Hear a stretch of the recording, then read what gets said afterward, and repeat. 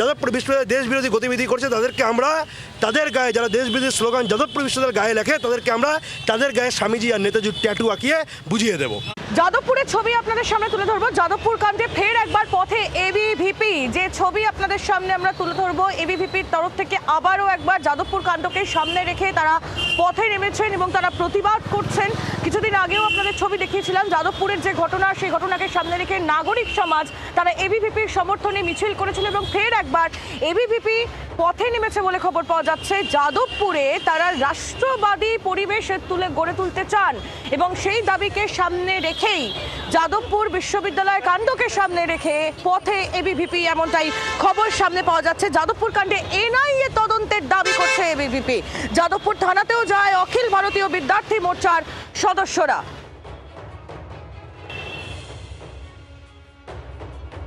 রণয় তিওয়ারি আমাদের আরো আপডেট দেবেন। রণয়, কি খবর, এবিভিপির কি বক্তব্য?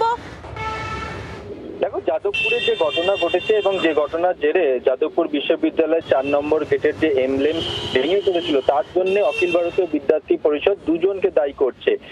এই দুজনের মধ্যে একজন হচ্ছেন জুটার সাধারণ সম্পাদক পার্থপ্রতিম রায় এবং অপরদিকে অধ্যাপক রাজেশ্বর সিনহা। পুলিশের কাছে তারা যাদবপুর থানায় লিখিত অভিযোগ দায়ের করেছেন এবং পুলিশকে তারা জানিয়েছেন যে এদের দুজনের ভূমিকা খতিয়ে দেখা হোক।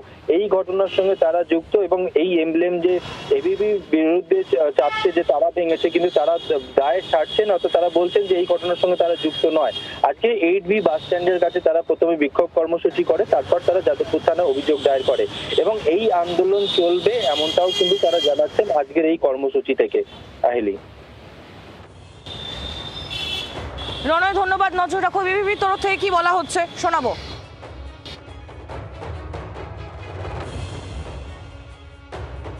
সিনহা প্রফেসর এবং জুটার জেনারেল সেক্রেটারি পার্থপ্রতিম রায়ের গ্রেফতারির জন্য আমরা দাবি জানাচ্ছি। প্রথমে ওই ঐতিহ্যবাহী ফলক যে ব্যক্তির কাছে দেখা গিয়েছে তার নাম রাজেশ্বর সিনহা, কিভাবে তার হাতে এই ফলক এলো সেইটা আমরা জানতে চাইছি।